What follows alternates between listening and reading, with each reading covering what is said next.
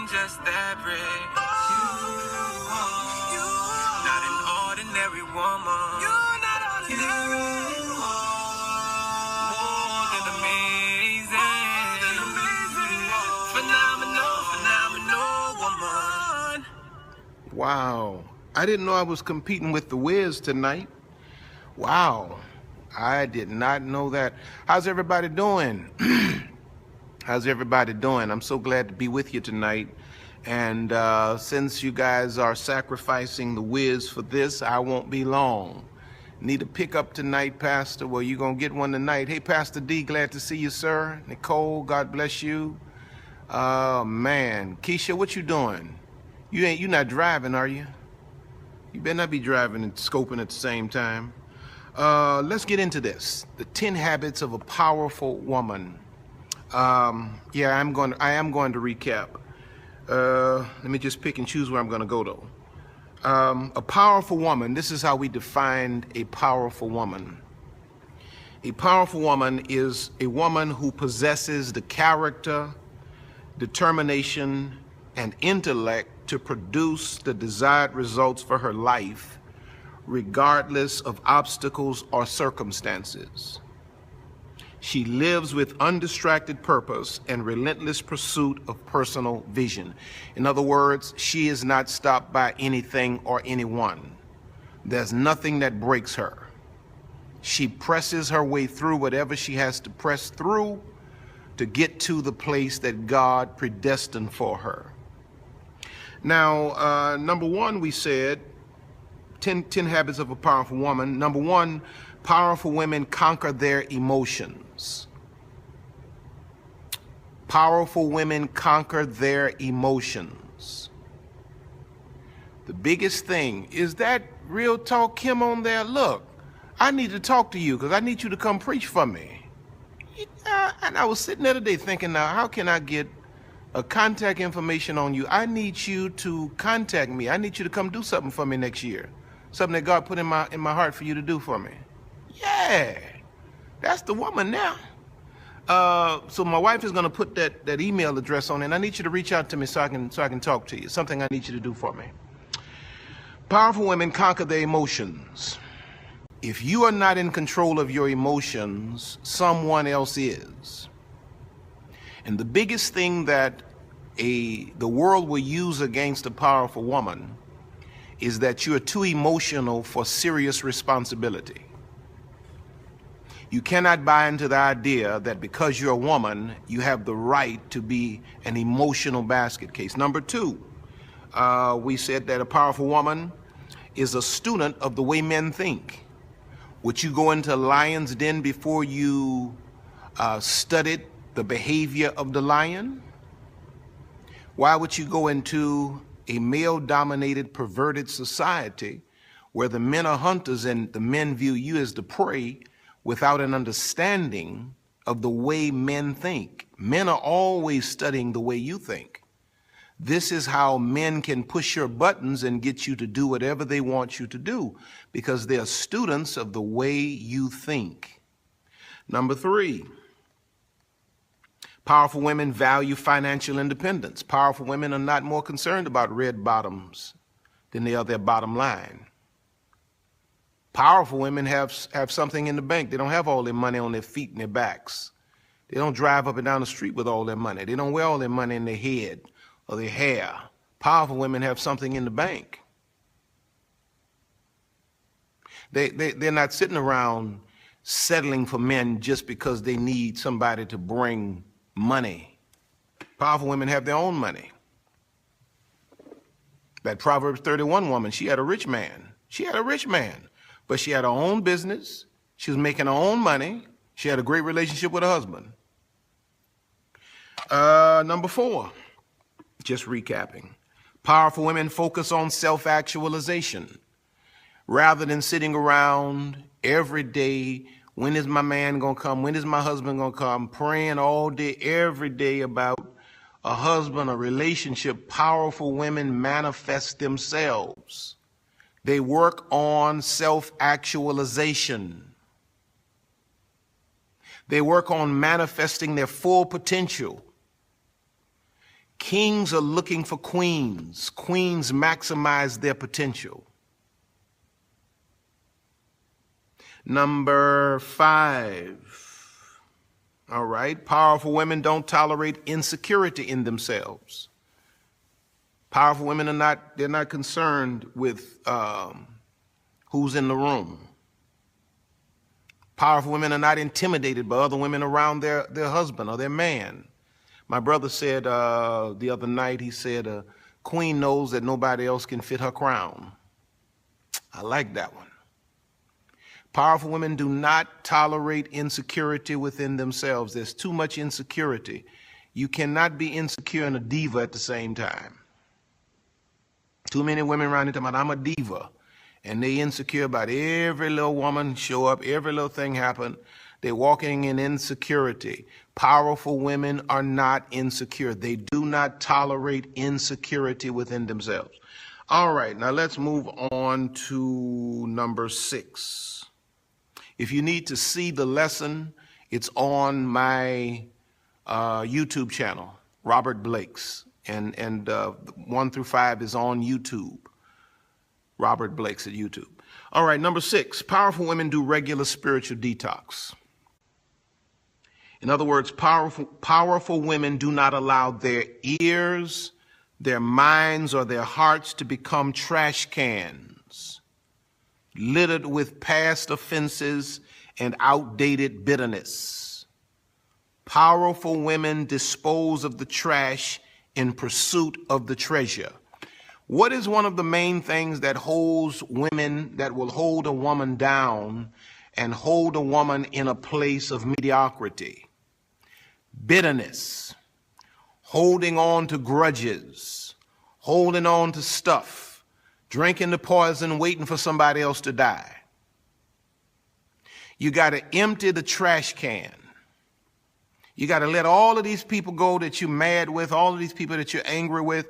You got to let all of these people go. You got to let go of the trash to grab hold of the treasure. You got to just forgive and move on. Forgiveness has nothing to do with the other person. It has everything to do with you. And there are too many women that are holding on to bitterness. Men can fall out, fight, and have a fist fight, shoot a few guns at one another and miss one another, hopefully. And then tomorrow they'll be sitting down watching the game together. Women can have a misunderstanding and 10 years later still angry with one another. That is, bitterness is designed for small people. You got to do regular spiritual detox. Hebrews 12:15 says, looking diligently lest any man fail or miss the grace of God, lest any root of bitterness springing up trouble you, and thereby many be defiled. When you hold on to stuff in your spirit, when you hold on to stuff in your heart, it springs up and it troubles you. It doesn't trouble anybody else. I'm 51 years old right now, and my life is no secret. I'm an open book. I lived a very riotous life as a young man. That was a long time ago. I'm a grandpa now. Do you know I meet people in the street that I had whatever with 30 years ago, and these people are still mad with me? I'm a grandpa now. Give me a senior citizen discount or something. You got to let this stuff go. You can't hold on to this stuff because it is locking you to a negative place in your past that you should want to forget about. You got to do regular spiritual detox. Here you go. When you have this bitterness hidden in your heart as a woman or even as a man, and Lisa can attest to this. She's on here tonight. Many years ago, this had to be 16, 17 years ago, I suppose, Lisa and I went on vacation. And Lisa's tradition is she cleans the house from top to bottom, so when she gets back from vacation, she doesn't have to clean up anything. So she cleans everything. And back then, nobody was talking about being green or nothing like that. So she was cleaning everything with bleach. You could just smell the bleach everywhere. Well, the house was spick and span when we left, but man, when we got back, we wondered if there was a dead body in there as soon as we opened the door. We could smell something. I was scared to go up in there. I thought somebody broke in my house and died. And we went through every room and looking, trying to figure out what is this. And you know what happened? There was some food in the garbage disposal that she forgot to hit the switch. And that little food in that garbage disposal messed my entire house up. When you hold on to that trash in your heart, you are disrupting your entire environment as a woman. You got to let it go. You got to let it go. Especially with these relationships. Teddy Pendergrass say, think I better let it go. Look like another love TKO. Got to let it go. You got to let it go. You got to move on. You got to let it go. Oh, so you got to do regular spiritual detox. Number 7, powerful women dress intentionally. Powerful women dress intentionally. If you want to be respected as a leader, and if you want to be taken seriously, you must dress the part. Now, I'm about to say it. Y'all think I should say it? Say it. Y'all think I should say it? You gotta say it. I gotta say it. You cannot dress like a hooker and think you're gonna attract a husband. You cannot dress like you just come off the pole and think somebody's going to offer you a seat in their boardroom. If you are a powerful woman, you must dress intentionally. How many of you all think you would be on here listening to me talk about some father-daughter talk or the 10 habits of a powerful woman if I had a red hat on with a feather and if I had diamond rings on every finger and a diamond and a gold tooth with a diamond in it right there, and diamond encrusted glasses? You got to dress the part. You got to dress the part. All of these little fads and this stuff y'all walking around here wearing, talking about you trying to be sexy, it ain't cute. It ain't cute. And what it's doing is it's locking you out of the circles. It's locking you out of the circles that God intends you to walk in. But you got to dress a certain way to go certain places.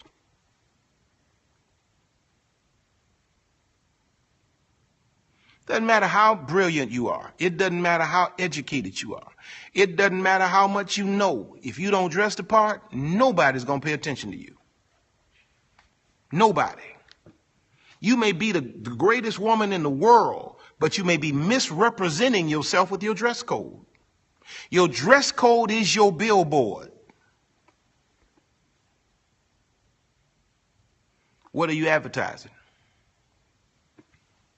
That Proverbs 31 woman, in Proverbs 31:22 in the Amplified, it says she makes for herself coverlets, cushions, and rugs of tapestry. Her clothing is of linen, pure and fine, and of purple, such as that of which the clothing of the priest and the hallowed cloths of the temple were made. She dressed intentionally. She dressed like she was who she was. Now that doesn't only go, okay, let me add this to it. I'm about to mess up something now. That doesn't only go for women that dress too, what's the word? Sex is overused. What's another word? Ratchet. Oh, he talking about ratchet. This boy, his ghetto. I'm trying to find another more intelligent word. He's talking about ratchet. That doesn't just go for women who dress too loosely, slutty. Thank you. Exotic, provocative. That's a perfect word. Lascivious. Boy, y'all coming up with them. He talking about ratchet. That doesn't just go for women who dress like that, too provocatively. Watch this. Sometimes you don't put yourself together enough. You know, you all out in the street, your hair all over your head. You got on this T-shirt with stains on it. Your dress code is your billboard. Why would you go into the street looking like this? Slippers to your child's school? And you walk right by your husband, he can't even recognize you because you don't look nothing like a queen. You got to pay attention to your dress code. Not to the point that you like a whole lot of these foolish women that spend all your money on shoes and clothes. But they put your stuff together. Dress like a woman of God, but dress like a woman, you know, dress like a queen. When you are the woman, when you are the wife of a man and the mother of children, you represent them. When you go into the street, people see your husband. They see your children. You can't wait to be somebody's wife, to dress like somebody's wife. You got to dress like somebody's wife to become somebody's wife. Because if you don't dress like somebody's wife, your husband will never recognize you. Am I teaching, Pastor Glasper? All right, watch this. Watch this. The world only sees what you project. What you project. We generally receive the responses that our signals call for. Whatever I dress for is sending out a certain energy, a certain signal. And I usually receive in response. 1 Samuel 16:7 says, man looks on the outward appearance, but God looks on the heart. So man is looking where? On the outward appearance. A man is not discerning your spirit or your intellect first. He's looking on your outward appearance. You can't be too loose and you can't be too sloppy. You got to be dressed like the queen you are. Number 8. Powerful women never settle for a weak man. Oh, I can park right there. Powerful women never settle for a weak man. I got my studio audience over there. Can I get some claps?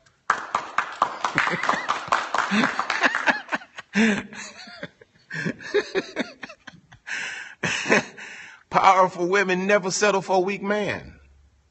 There are too many of you all who are settling for weak men. And you know what? You're not going to be happy with that. You're not going to be happy with that. Somebody told you that a piece of man is better than none at all. That's not true, babe. You are not going to be happy with no little weak man, no little flimsy man that you can just push around, tell him what to do. You know, he's just weak, no backbone, and you settling. It ain't going to work. A queen is not going to sit next to no jester, no court jester. A queen has to sit next to a king. She has a certain standard that she has to attain to. And when you're a powerful woman, you do not settle for no little weak man. You wait on a king. A weak man is not going to keep your attention. See, what y'all doing is y'all rushing because you want a wedding, but you need a marriage. And a strong woman and a weak man will not make a marriage. That woman I got on here, Lisa Blake, she in there somewhere. Man, let me tell you something. That's a strong woman. If I was a little weak man, it wouldn't last. Queens got to have kings. And those of y'all that's fooling yourselves and trying to make yourself believe that this little dude you got now that don't have no backbone, he ain't got enough man in him to get up and get him a job, and you trying to make yourself believe that that's going to work, you are fooling yourself. Powerful women do not settle for no little weak man. In Proverbs 31:23, it talks about that Proverbs 31 woman says her husband is known in the city's gates when he sits among the elders of the land. This brother had it going on. She married a man that was comparable. Being unequally yoked is not just about you don't go to church and I do go to church. Both of y'all can go to church and still be unequally yoked. Y'all can sit on the same row. But if you have dreams of I'm saying it today, if you have dreams of reaching for the stars and he's satisfied with the street lights, where do you think y'all gonna go together? How long you think y'all gonna last? Powerful women do not settle for no little weak man, babe. You do better running by yourself. I promise you. Because you're making a fool out of yourself. It's not gonna last. You're not gonna be happy. It's gonna be a struggle for you to be faithful to a little weak man. No, it ain't gonna work. I'm just sorry to tell you. I knew you wanted somebody to pacify you and make you think that you're gonna be able to make that little relationship work, but you know that man is too weak for you. That man don't have no backbone. You don't even have no respect for that man. You talk to that man any kind of way. You talk to that man any kind of way because he's too weak for you. All right. Okay. Powerful women understand this, that the wagon can only go as fast and as far, and only in the direction of the horse it's hitched to. Why would you hitch your life to a man that's too weak to lead you?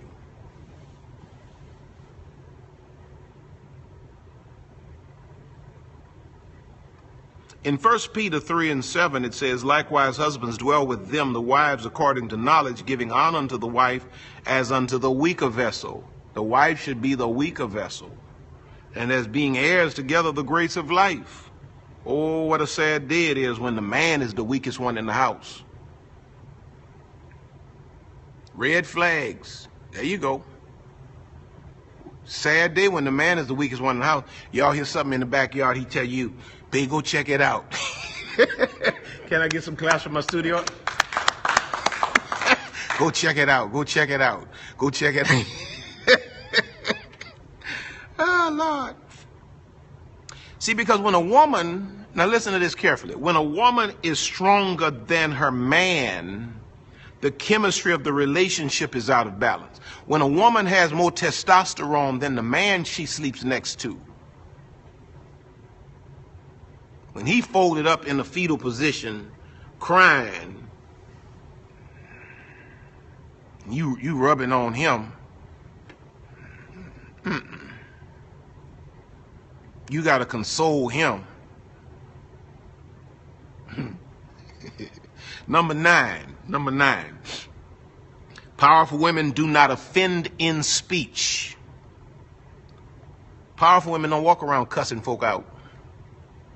Y'all gonna stop talking to me right there. I can already tell because I got some cussers on here.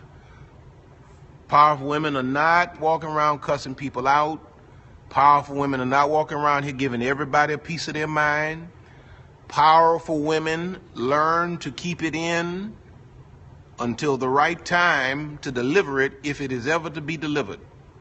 They do not offend in speech. You don't hear powerful women in the street cussing like thugs. Powerful women are not kicking their shoes off, ready to fight and cussing in the street and using all kinds of language and getting loud and ignorant.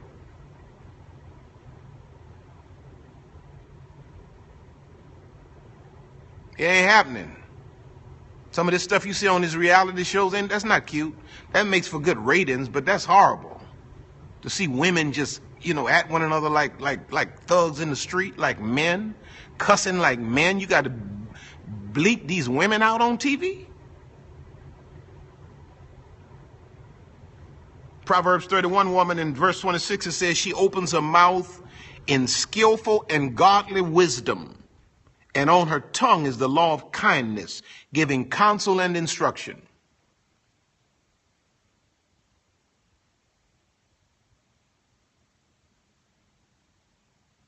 A woman can tear a house down with her mouth. You are exactly right. You are exactly right. See, I was thinking about it today. I was watching something my brother was doing. A woman's words in her home in particularly can either build that man or tear that man apart. A woman is uniquely designed to give birth to what is in a man. The children you gave birth to were in that man, but he could not manifest them without you.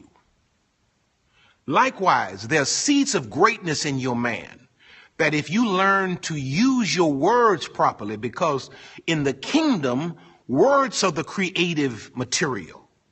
When a woman knows how to use her words properly, she can build a man into the greatness that the world will sit in awe of. My father, the man that built our ministry, the ministry that my brother and I are blessed to oversee now.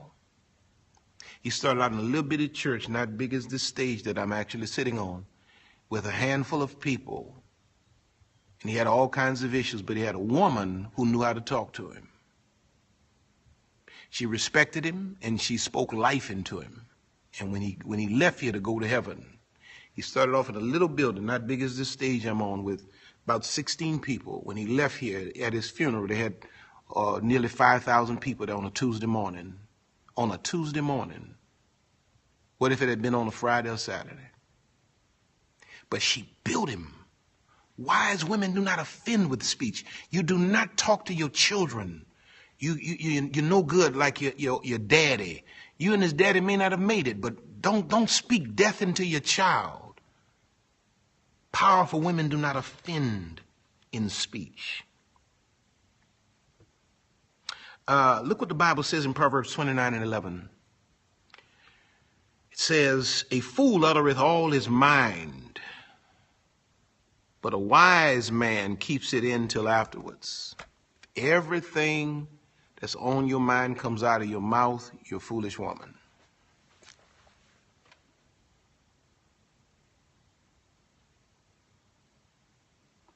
That's why a lot of you can't keep jobs, because you're keeping it real, and you don't realize that you're keeping it real broke. I'm going to keep it real. I'm going to keep it real. Ain't nobody going to talk to me like that. If you're going to make it in this world, folk going to talk to you. And you're going to have to learn how to keep your mouth closed at times and excel in life, lest you be a beggar. As a pastor of a church, there are times members say things to me that I don't like. I can't give them a piece of my mind. I need these people to be in this house. I can't go up and down the street giving everybody a piece of my mind, lest I have none left. When keeping it real goes wrong. Boy, see that right there? Y'all write that down. That's one there. When keeping it real goes wrong. That's a lesson right there. And watch this. Number 10, and I'm out. Powerful women, y'all can go back to the Wiz or whatever it is. I forgot to record the thing. Powerful women perfect their relationship with God. He that keeps his mouth keeps his life. That's a good one, bro. Powerful women perfect their relationship with God. While you're running around, where's your organ? You preaching. While you running around worrying about a relationship with this man, what is your relationship with the man like? You have spent more energy and more time trying to get a boyfriend. Think about the time you spend on the phone trying to talk to people on the phone and how little time you spend on your knees. Because the Bible I read says when mama and father and all these other things forsake you, it is then that the Lord will take you up. The only constant in your life is God. If you're really going to be a powerful kingdom woman, you're going to have to really turn your face back to God and away from all of this other stuff, this second and third tier stuff. You got to get back to the priority, which is God. And you know what? It's amazing how when you really get back to making God number one in your life and you really get to focusing on your relationship with God, it's going to be amazing to you how everything else is going to fall in place. The Lord told me one day, he said, son, when the women of God, when the daughters actually fall in love with me, I will then give them husbands. God will have no other before him. Some of y'all are the problem relative to why you haven't gotten your husband yet. You want him too bad, so much so that you're ignoring God. God says, when they fall in love with me, I will then give them husbands.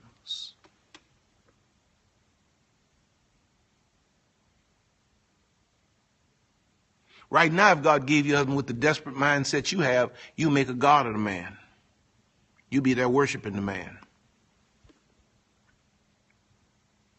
God says, powerful women perfect their relationship with God. Look what the Bible says in Proverbs 31. This is taken from the life of that Proverbs 31 woman. Proverbs 31:30 says, favor is deceitful and beauty is vain, but a woman that feareth the Lord, she shall be praised.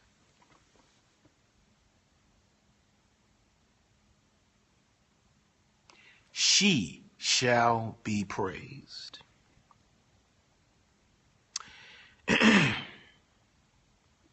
Now, I'm done. That's it. I want to pray for you. I want to pray for you. I want to pray for you. Thank you all for pulling away from the Wiz. I forgot that was on tonight. Thank you for pulling away from the Wiz to give me some time tonight. But I want to say this to you. God is summoning, if that's the right way to say that, the queen in you. God is calling for the queen in you.